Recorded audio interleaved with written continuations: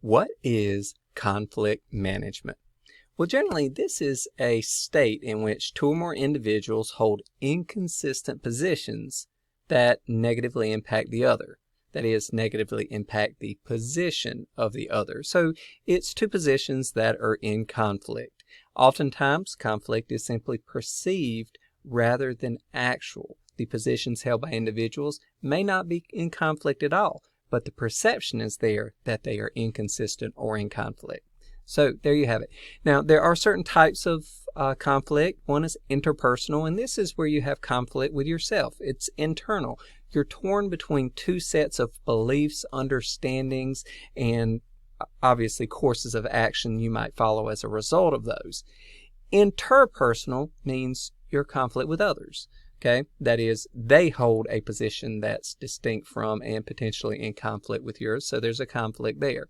Now, there are numerous sources for conflict within the organization. Generally, it revolves around goals, personality, scarce resources, styles, and values.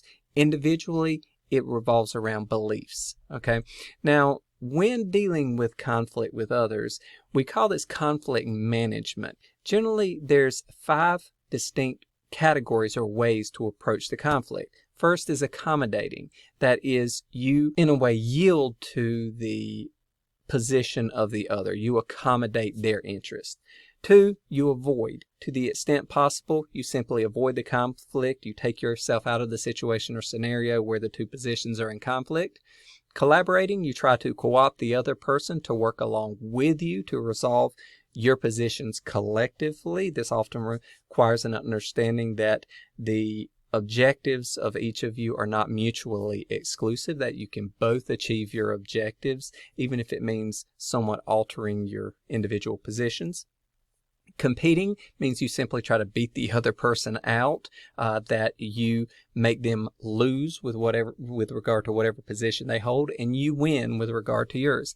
And then there's compromising, and that is simply giving in somewhat so that the other side can achieve theirs, but you can also achieve your objectives as well. This is very similar to collaborating, except that you're not working together. There is still give and take in both of these. So this is the concept of conflict and how it applies in management and organizational behavior.